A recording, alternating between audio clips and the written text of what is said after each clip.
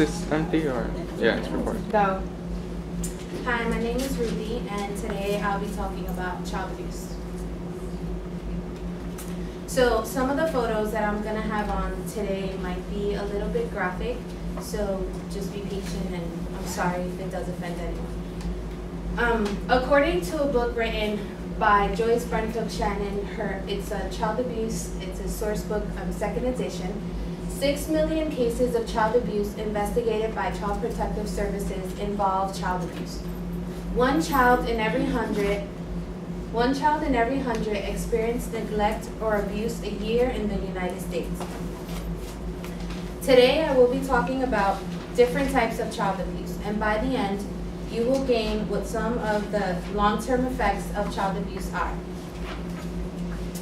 So the 3 topics that I'm going to be focusing on today are physical abuse, sexual abuse, and malnourishment.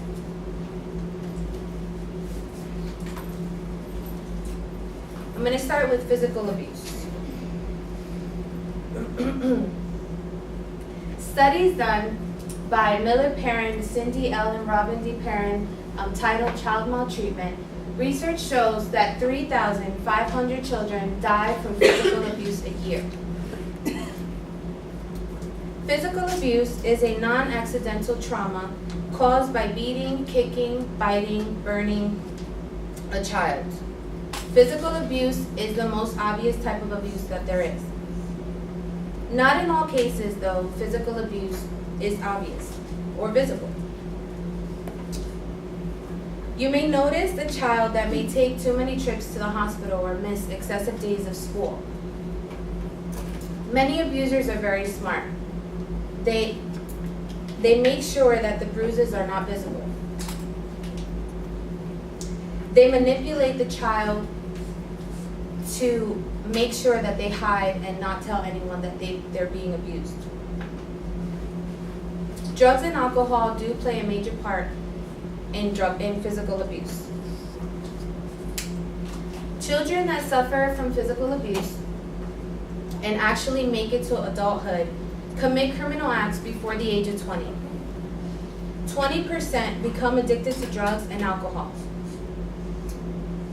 Children that are physically abused have a decrease in their intellectual behavior, and it's very difficult for them to trust. Sexually abused children can also suffer from some of the same tendencies.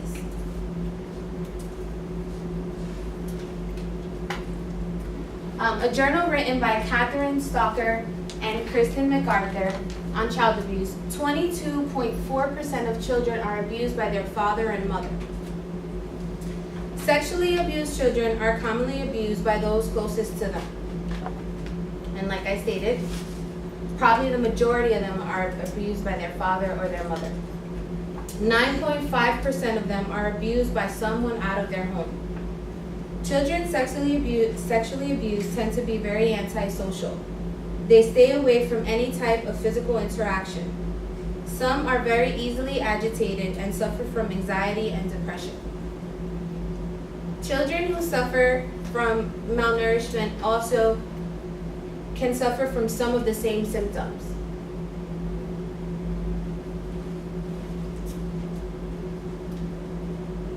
So an article written by Issues and Controversy on Child Abuse, 16% of under 5 children globally are estimated to suffer from malnourishment.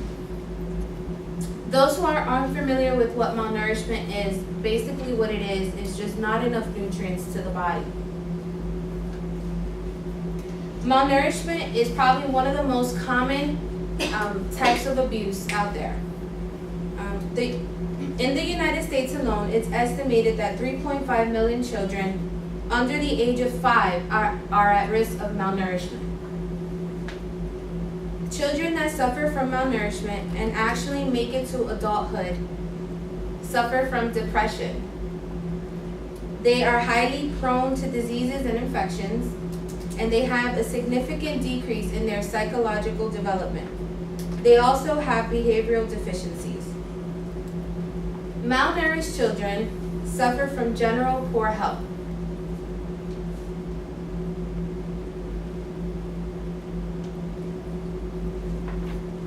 So in conclusion, if you take anything from what I've said today, take this. 6 million cases of child abuse investigated by Child Protective Services actually involve child abuse. 1 out of every 100 experience neglect or abuse a year in the United States. Child abuse can lead to death. Thank you. Oh, before you start, Okay. Alright. Do I say when I'm ready? just start. Okay. Hi, I'm Melissa. Good morning, I guess. By a show of hands, how many of you get nervous before you do a speech? Yeah, it's a lot.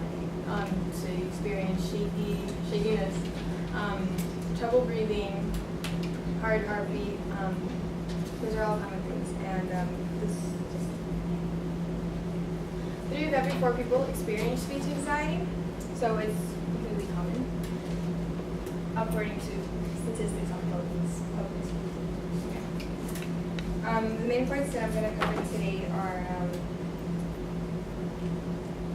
causes and symptoms, effects and limitations, and solutions and preventions. Today I'll be speaking to you about speech anxiety, and I hope by the end you'll understand the reasons behind why people experience speech anxiety and what can be done to help a speech go more smoothly. Now you know what I'll be talking about. I'd like to speak to you about the causes and symptoms of speech anxiety, according to an article called Causes of Speech Anxiety. One of the causes is large audiences. When the speaker has a large audience, they tend to be overwhelmed, and it's a lot to take in. Another cause is the fear of failure. When you're standing up here, you don't want to give the wrong information or just speak ahead of. Another reason is the failure to practice. When you don't practice, you get lost and you don't know what's coming, so it won't be as smooth as it should be.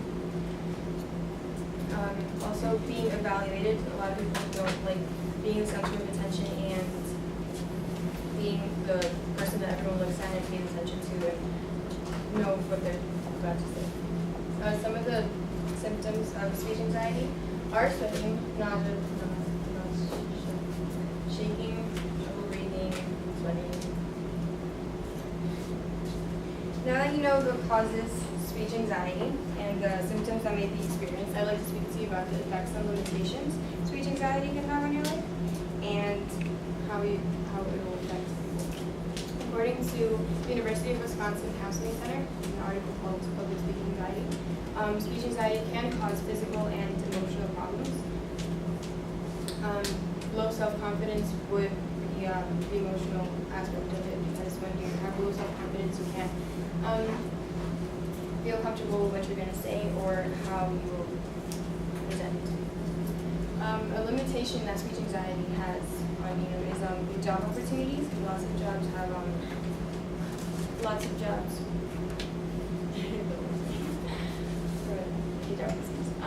Lots of jobs you need to speak in front of people and you need to communicate well. And if you can't communicate, they might pick someone who can.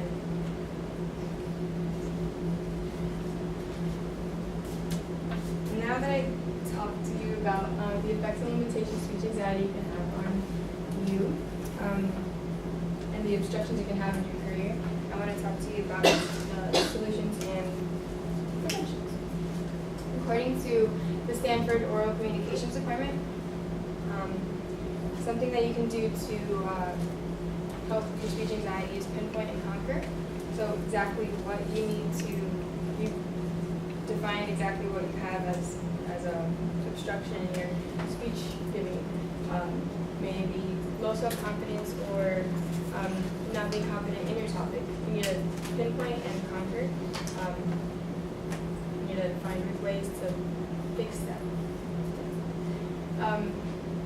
Practicing actually works. Practicing, you know what's coming up, you know how it's supposed to run, and it'll run a little smoother. Okay. And inhaling actually works sometimes, isn't it? Inhaling. I'm sorry. Inhaling, you breathe and it relaxes you, calms your nerves, and you're ready to go. So now that you know about the different aspects about speech anxiety, I would like you to remember 3 of every 4 people experience speech anxiety, so it's a common thing. If you have it, I have it myself. It's completely normal to have it. Remember that the job opportunities, how we can affect it, and practicing actually works.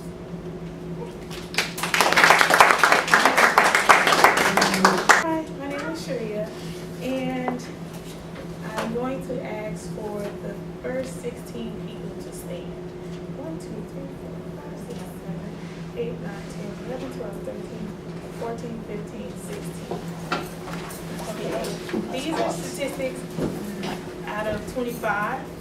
So the 9 that are supposed to be here aren't, but the 9 that is still sitting is the 38% that has chlamydia.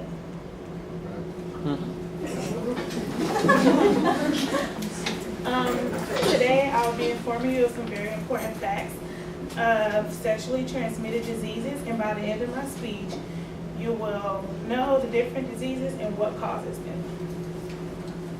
My main, you're fine. Okay, this is a fact according to the CDC. Every year there are 19 million cases of STDs reported.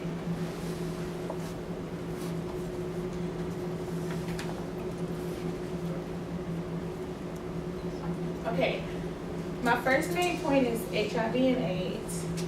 My second main point is chlamydia, and my third main point is ways to prevent STDs. We are now ready to learn more detailed information on STDs, so let's talk more about HIV and AIDS.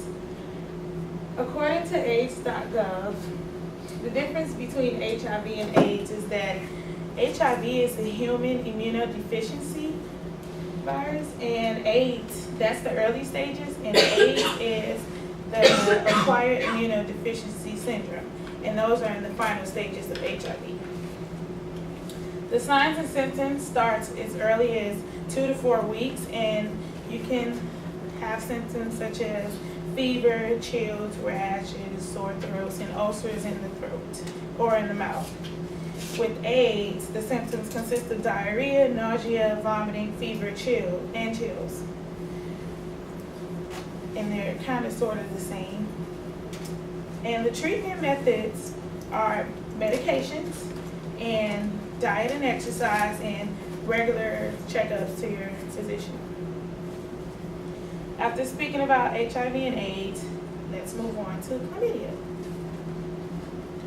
Chlamydia is an STD caused by a bacterium, and the signs and symptoms are known as silent infection because there's really no symptoms, and the females can experience things such as like unusual discharge and burning sensation when urinating, and the males can experience swelling in one or both testicles and discharge when urinating and burning when urinating. The treatment methods can be easily treated and cured, and to ensure that it hasn't come back, you should follow up with your physician. Meanwhile, after speaking about chlamydia, it is very important to know how to prevent STDs.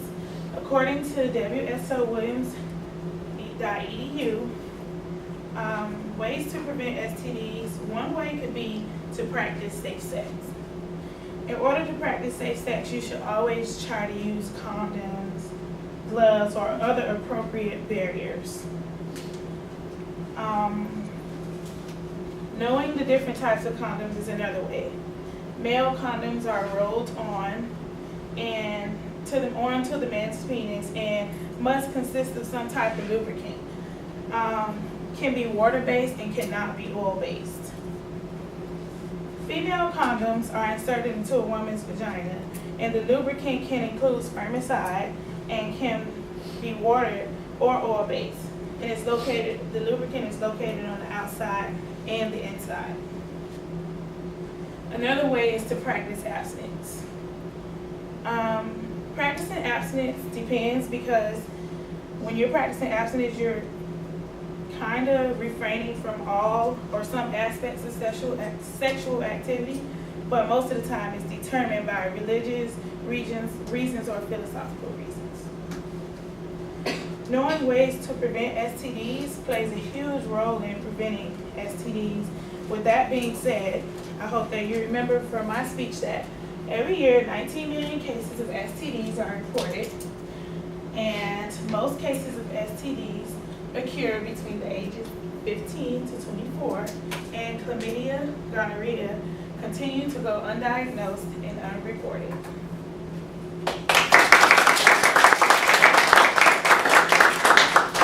Time. 5 minutes, 17 seconds. I'm Lauren, and I wanted to ask if everybody can stand up except you three. Except this room right here, if everybody can stand up.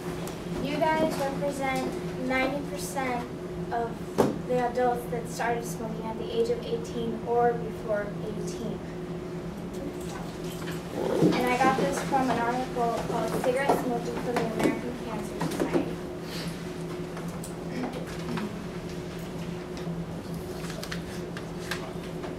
Today I will be talking about smoking, and by the end you will know some effects that smoking have on people. My 3 main points is causes of smoking, secondhand smoke, and the long-term effect of smoking. My first point is causes of smoking, and I got this information from Hood Center and Children's Families that came from Dizzle School of Medicine at Dartmouth. 70% of teens who smoke started because of peer pressure. Peer pressure is very hard on teenagers, and more than 50% of the teens start smoking because they think it's a cool thing that it'll make them fit in with a group of friends. Another way is parental influence. 46% of parents depend on smoking and using the cigarettes to move on in life. Almost half, 47.8% of kids try smoking by the time they're in 9th grade because they see it from their parents. Media influences also kids to smoke. 88% of movies and TV influence children, teenagers, and even adults as well. 54% receive them from reading books, from reading magazines. And 3,000 youth become regular smokers every day, and with that is secondhand smoke that is very harmful to one as well as smoking. I got this information from American Lung Association in the Department of Health and Services. Parents smoking around their children in their homes, in their cars, they're responsible for between 150,000 to 300,000 lower respiratory infections in children. And they also are responsible for 15,000 hospitalizations each year for their kids. Friends smoking around you. If you're hanging out with friends and you don't smoke, but your friends do, can cause you to get sick and can even cause cancer. Lung cancer, throat cancer, brain, and stomach. 46,000 people die from heart disease every day. Another one is public places permitting you to smoke, such as stores, workplaces, parks, bars, restaurants. For non-smokers, the illness is increased 60% in heart disease and in lung cancer. Secondhand smoking is a short-term, but it also can be a long-term effect to people who are non-smokers. From Bushra Kafil, only myhealth.com, It decreases infertility by 50% of women. They can't become pregnant. Only 45% of women most likely can become pregnant, but it will be in a top pregnancy, which is outside of the womb. Another effect that can be caused by long term is your senses. Taste is the main one. You lose most of your taste buds, and people don't realize it because they're smoking all the time, but they're losing it gradually every day. And smoking, it burns the taste buds in your mouth. Another one is wrinkles, premature skin. People around the age of 40 to 49 age faster than people that are 20 years older than them. Cigarettes have 4,800 chemicals inside of them, and this can damage the tissue right away once it touches your skin, which causes the wrinkles. With that being said, I would like you to remember that tobacco is the leading cause of death in the United States. And over 440,000 people die a year from secondhand smoke. And most parents depend on their cigarettes to move on in life, so don't be that kind of parent.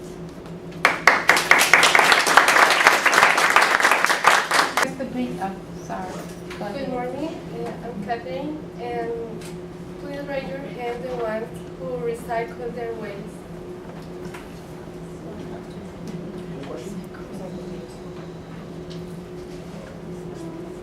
There are 15 of you. So the 15 of you who raised your hand represented 34.1% of the waste that is recycled. And the ones of you who didn't raise your hand represented 54.2% that send their waste to landfills. So, according to EPA, the Environmental Protection Program, the United States produces about 220 million tons of garbage each year. Today, I will talk to you about recycling, its effects, and what it produces. So, my 3 main points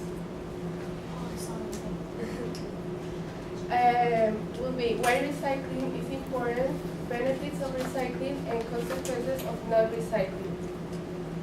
So, first of all, why recycling is important. According to the Public Recycling Officers of Pennsylvania, for every ton of paper that is recycled, we are saving 17 trees and about 60,000 gallons of water. And it helps us to keep a sustainable development between people and Mother Earth. It also helps us to save natural resources, and it reduces global warming. Now that you have listened to my first main point, I will give you the benefits of recycling. So, according to EPA, recycling brings us benefits such as reduce the amount of waste that we send to landfills and incinerators that are full of garbage and are running out of space. It also helps to conserve natural resources as water and energy. It reduces gas emissions that contribute to global climate warming. So, for example, when people recycle about a ton of plastic, we are saving about 60 gallons of gasoline per year. And it also brings job opportunities in the recycling area in the United States. Now that you have listened to the benefits of recycling, you will know the consequences of not recycling. So, according to the Department of Environmental Protection, non-recycling paper could make that the air. I'm sorry. Non-recycling paper could make that paper is for air will last 3 weeks to renovate, and about 100 gigs of plastic bottle. So non-recycling will reduce natural resources, will increase temperature of earth, will increase the prices of water and energy that we are consuming, and it will also provoke deforestation of forests. So for example, if we do not recycle, it will give about 850 million of trees cut each year. And in conclusion, I want you to remember these facts. Recycling is important to keep a sustainable development and prevent planet damage. It also brings us benefits such as job opportunities and natural resources conservation, and consequences such as increasing prices and natural resources destruction and contamination.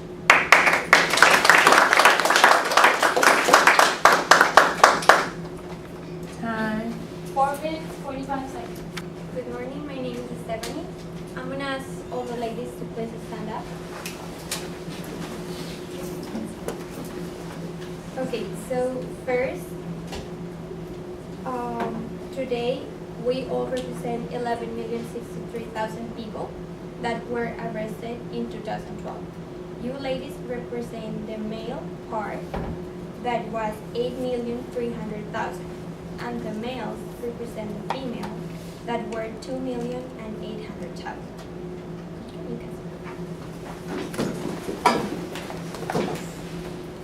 According to Walsh, Anthony, and Craig Clemens, the text reader Introduction to Criminology, statistics show that males are more criminals than females.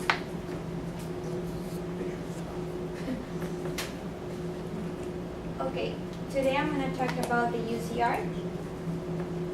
It's known as the United Crime Report. And in first place, I'm going to define the UCR. Second, I'm going to talk about the type of crimes that are considered to be reported. And last but not least, I'm going to show you how does the UCR works. According to the FBI, the UCR is the most comprehensive analysis of violent crime and property crime in the nation. In other words, is the primary source of official crime statistics in the United States.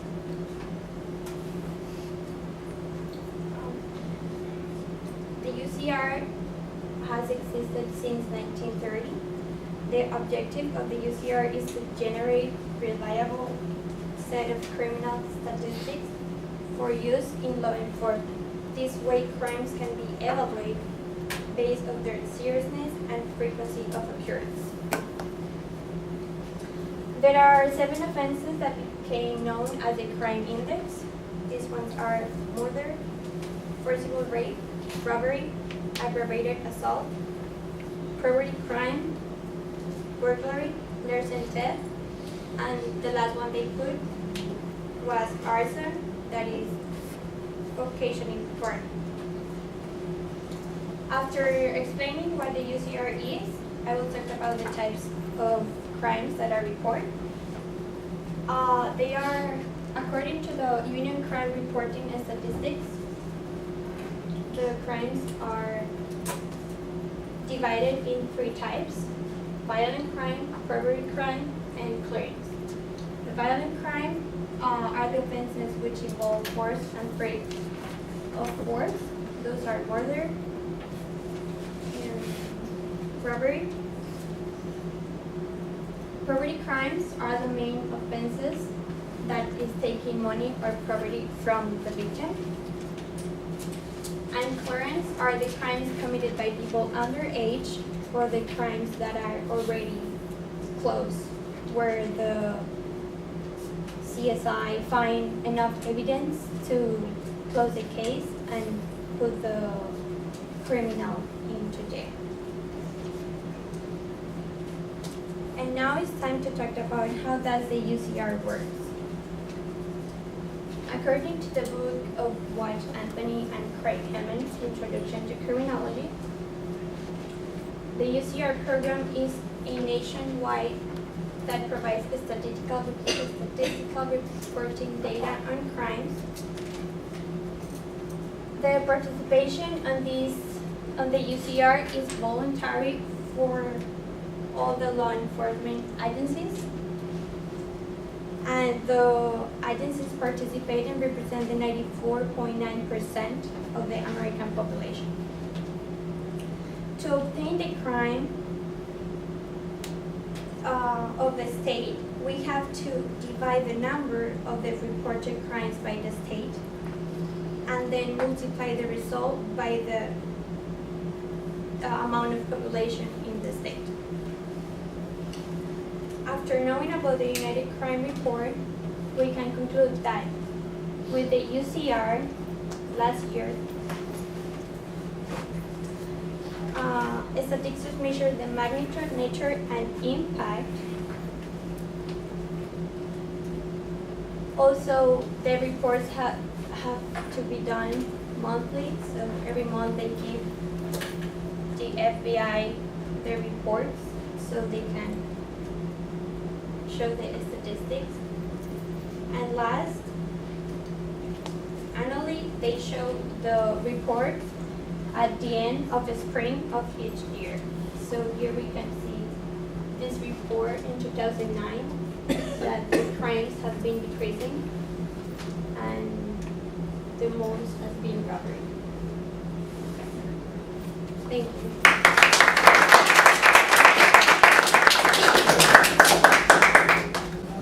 Like she said, I'm Taylor, and today I'll be showing you guys a few ways to detect lying in others. And hopefully, by the end of my presentation, you'll be able to notice the little signs that will show that if someone's lying to you. So before we start, I'd like to test your prior knowledge to the subject. So if I could have you three stand up, turn and face the audience. And then I'd like you to smile, you to frown, and then you to just keep a straight face. Well, imagine that she's keeping a straight face. Okay, so imagine somebody has just, don't look at me, imagine that somebody has just told you a lie. And this is their face this is their face after they told you that lie. Which person do you think is lying? The person who is smiling, the person who is frowning, or the person who is keeping a straight face? The one who's keeping a straight face. Actually, no, actually, all three of them are lying.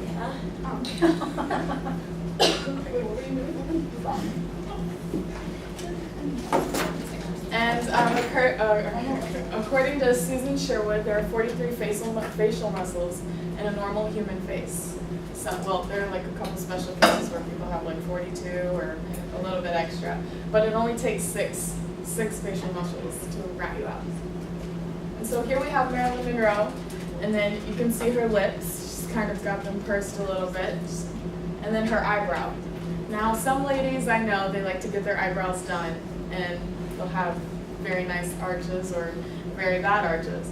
But with her, you can tell that she's looking down in a way also, and that's also a sign as if somebody is lying to you.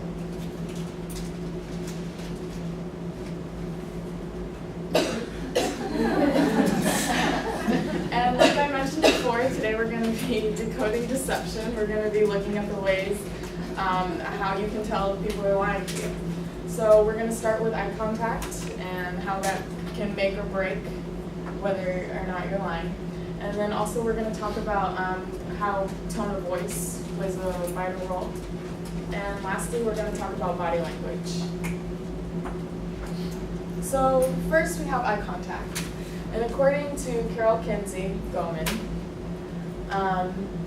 too much eye contact is not always a good thing. So some may think, oh, well, I'm not going to break eye contact with you, so you must know that I'm not lying. but that's not necessarily true. And she also said that not enough eye contact is also not a good thing. If you're not staring at a person for your entire speech or while you're lying to them, it's not very beneficial. And then we have looking down and away. Now this is a very classic example of lying. Most people, I'm sure you may have seen a movie or a TV show where somebody may be like looking down or away when they're trying to tell a lie. That's because usually they're trying to think of the lie on the spot and they're not being truthful. And next we have tone of voice. This was an article I found on Love to Know on yourdictionary.com. And when people stutter or lose their train of thought, kind of like I am right now, it's a dead giveaway as to if someone's lying. Next we have vocal inflection, and that's not necessarily the tone of voice, like the pitch, or how high or low you're speaking, it's the way you say it. So if somebody was like, "Where were you last night?" and you say, "What?" You know, it's kind of like being sarcastic, the way you present yourself. And then we have like when you say or or what, when you can't figure out what to say. That's also a sign of if someone's lying. Next we have body language, and John Bowe of RIS Media, he said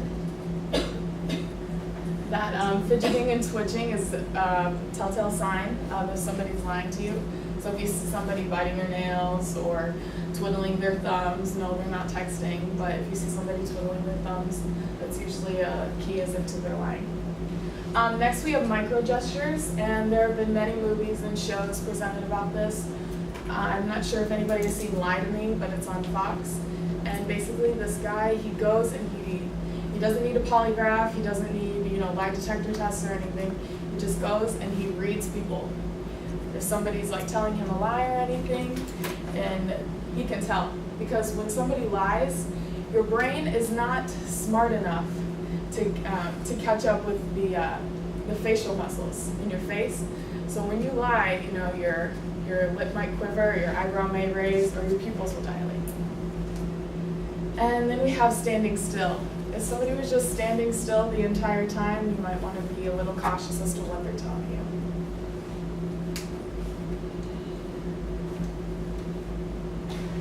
Shout out to Rob in the back, I know that's his favorite show. And if you guys did not really understand anything I said today, please take away these few things. You need to be very cautious if somebody answers your question with a question. So say, "Hey, where were you last night?" They'll say, "Where was I last night?" That means they're trying to stall and give themselves a little bit of time to come up with a good lie. Next, look for crossed arms.